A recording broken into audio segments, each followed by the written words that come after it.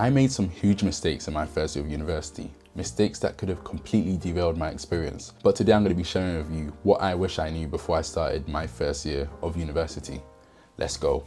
Starting university is exciting, but it can get quite overwhelming. There's new friends, you're in a new environment, everything's new to you. Without the right advice, it can seem like you're all alone. And if you wish you had a guide, this video is your guide. Also, stick around for the one mindset shift that I made that changed my whole university experience.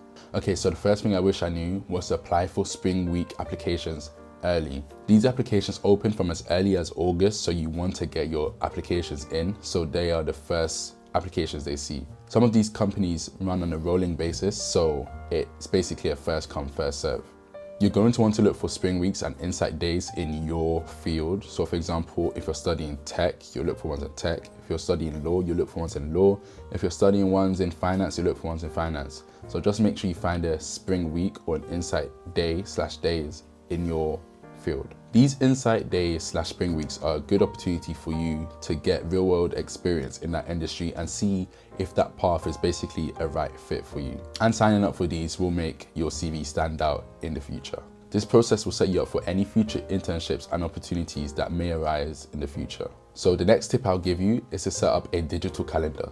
So things like Google Calendar, Outlook Calendar, your iPhone calendar, or even Notion if you use Notion. You just want to make sure you have a digital calendar because a digital calendar equals less stress. The thing is, at university, deadlines can creep up on you fast. One moment you have 3 weeks until it's due, the next moment you have a day or even sometimes a few hours. So make sure you put these things in your calendar.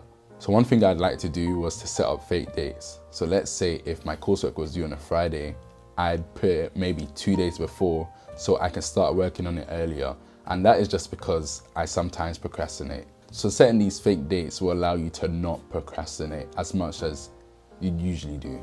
This will put you ahead of most other people who will leave it for the day before or even the same day.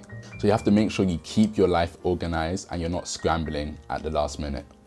So the next piece of advice I'd like to give you is to find something to do in your free time. At university, you have a lot of free time. And when I say a lot, I mean a lot. You need to try and find a balance between studying and your hobbies. For example, I know guys,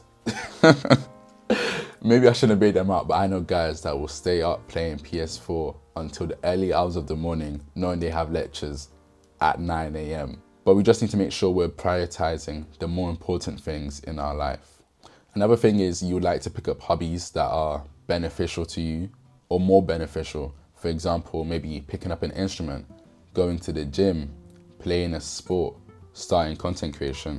These hobbies will keep you less stressed and make sure you have a balanced time at university and you're not spending all your time bedrotting. Okay, so the next tip, which is arguably one of the most important tips I'll give you, is to use ChatGPT to your advantage. The thing is, everybody uses ChatGPT, but barely anybody uses ChatGPT to its fullest potential. One thing that I do at university is I have a shared ChatGPT account between, let's say, around 10 people. So the thing that was initially £20 a month has dropped to £2 a month between each other. So we don't have to pay that extremely extortionate price. Another thing is that ChatGPT can help you with brainstorming, preparing essays, helping with coursework. But the thing is, you want to do it in a way where you're also learning.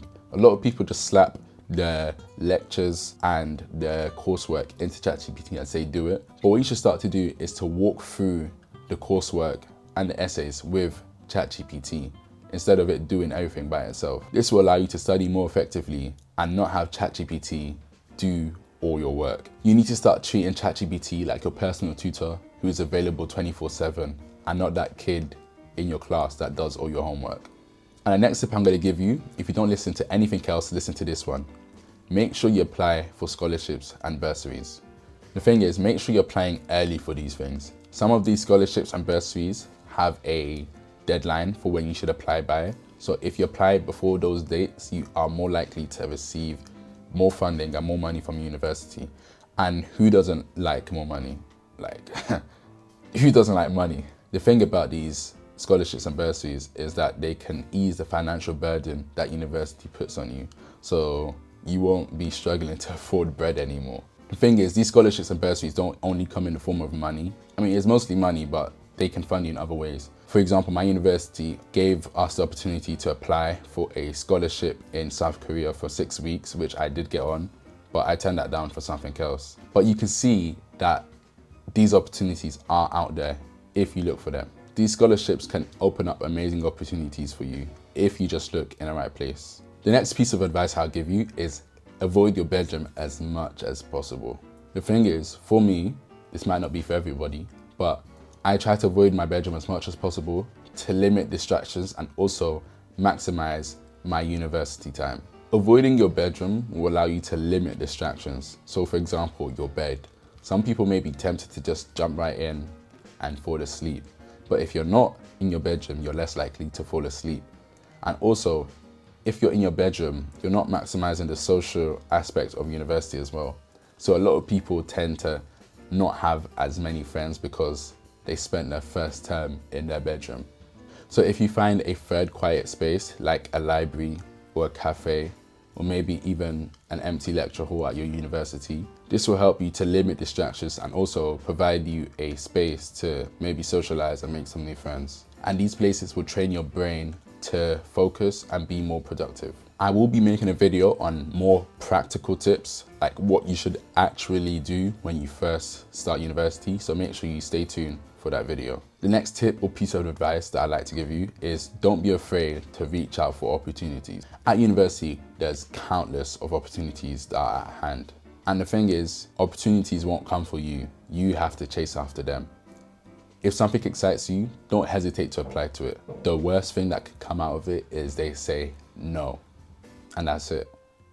For example, I never imagined that at the beginning of this academic year, I'd have the opportunity to go to South Korea for more than a month to basically study there. But I did get the opportunity. So make sure you always take that leap of faith. You never know where it might take you. Okay, so the final thing is that if you feel lost at university, that's totally fine. University is a massive process. You've gone from living at home with your parents, your siblings, your family, your community, to maybe moving out of that comfortable environment into what seems like a cold world. And the thing is, everyone is going through that exact same thing. No person is used to that process. Everyone, or most people you meet, will be going through that exact same process of being thrown into a new environment where they have to make friends all over again. Everyone is figuring out as they go. Change may be uncomfortable, but that's the way that we grow. Your first year at university is a unique experience which you never get to experience again. So make sure you treat it like a launchpad for everything you want to achieve. If there's anything that I missed out that may be beneficial to other people, make sure you drop them in the comments below, and make sure you like, comment and subscribe for more content like this. Just remember, your first year of university will be one of your best years. So make sure you enjoy it, and thank you for watching. Goodbye.